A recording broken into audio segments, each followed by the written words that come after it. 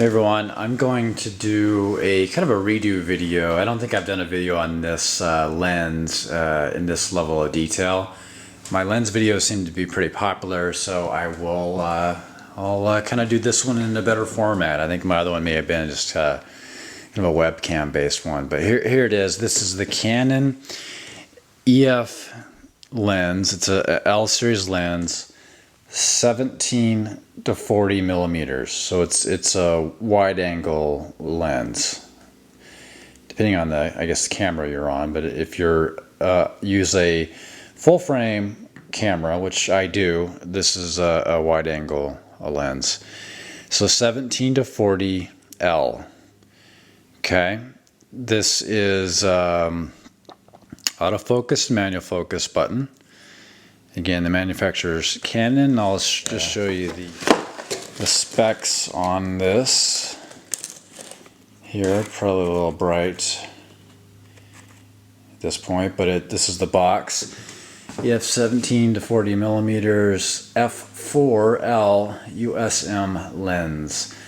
So I'll just show you what you kind of get with the box. Here you can see it yourself. You can lens case, a lens hood, get the book. Don't tend to read the manuals too much. Warranty card, lens tail cap, and you get the standard L series lens pouch. I tend not to use these too much. And the lens cap, of course, and that is about it. Probably. Let's see, at least at the time that I bought this, and I've had this for several years, this was probably the cheapest L series lens that you could buy. The least expensive, rather. Here's the lens hood, by the way. It's a very wide hood for the lens. I've found it to fall off a little bit, and can be a little hard to carry. Look how big that is once you have it on. So the lens hood is EW-83E. It has to be this big, I guess, because of the wide angle again. I have to say that I don't often use it because it's a little bit hard to carry. Different view of the lens. You can see it's 77 millimeter in size. You got the markings up here at f4. Canon logo. Got the standard L series red ring. The back, you can see it's not a huge amount of glass back there.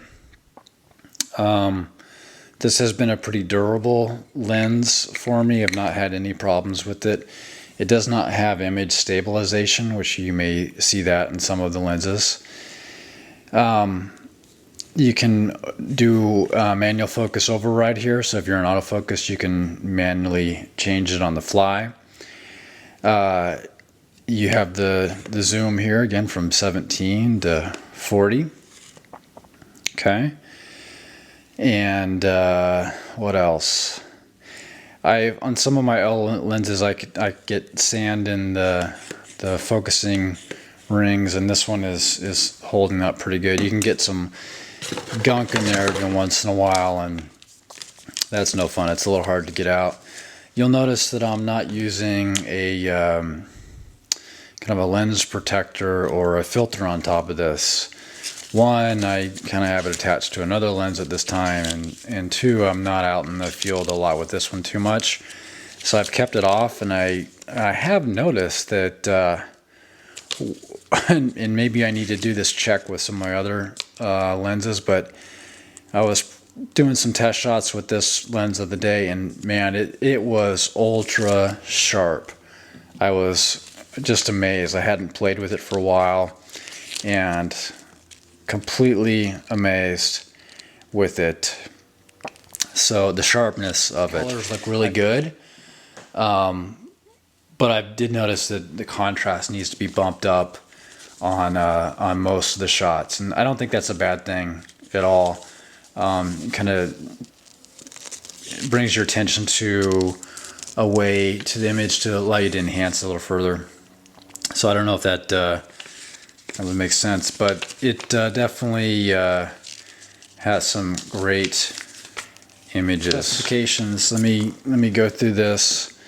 Little detour, and it's going to be too bright probably here. Okay, so anyways, the image, or the lens construction is 9 groups and 12 elements. The minimum aperture is f22. The minimum focusing distance, that's what I wanted to share, is 0.28 meters or 0.92 feet. Okay.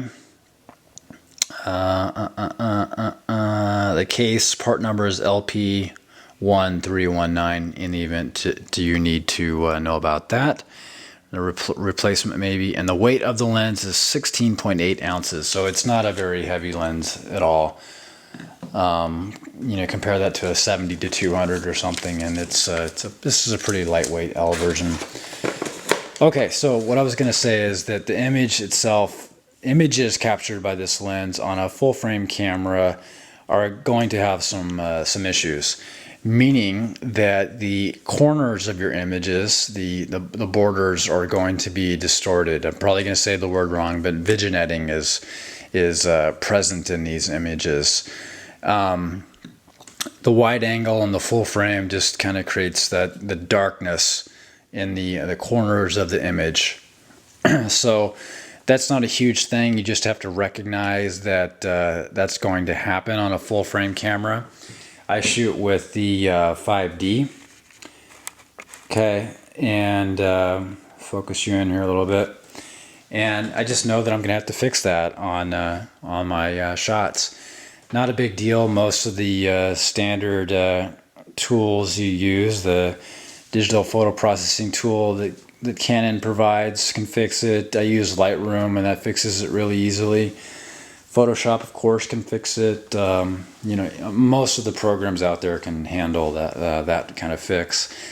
So the other challenge you may have with this lens is that when you are at the maximum setting of 17 millimeters, the most wide, if you take pictures of people or do portraits, there will, even landscape, there will be some distorting if your main subject is often in or present in one of the corners. So if I can, I'll add on to this video a couple examples of this. I had done some model shots before, and the model was kind of diagonal, sitting down diagonal in the frame of the picture, shooting vertically, and her feet were down in the lower right portion of the image. And the lens, because it's so wide, it just made her feet look double the size of what they really are.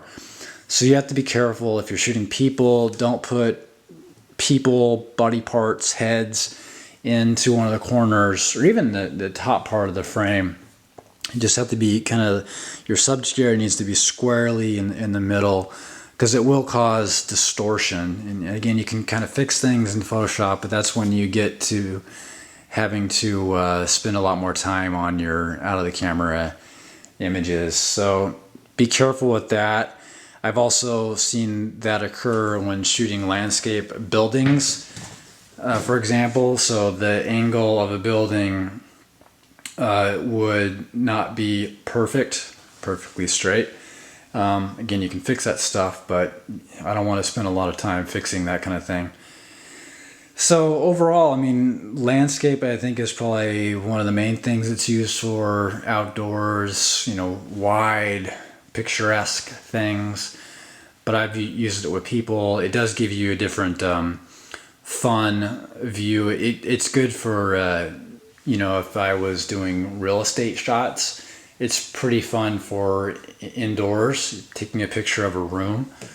That's, you know, that would be an interesting use.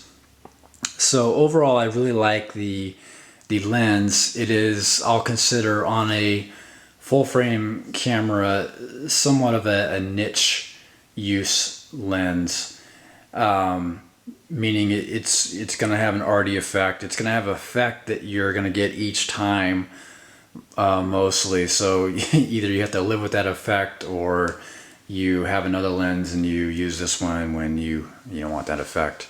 My example there is when I first started getting into L lenses. This was the first one I bought, and I quickly found that it wasn't a good everyday carry around lens. It was just too unique in the images that you couldn't zoom very close in.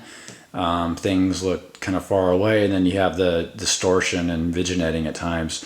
I don't want it to sound like this is a bad lens at all. It's just it has some unique characteristics that you need to know about. And if you're looking for that everyday carry walk around lens, I would say this is probably not the one you need to go for. But if you have a more specialized need, then definitely check this one out. Let me know if you have any questions. Thanks. Just for fun, I am starting the video again with basically my same settings, my same lighting with the actual 70-40 Canon L lens, and showing you what it looks like here. It's image quality, at least from my LCD screen here, looks really good, but I'll show you what the difference was.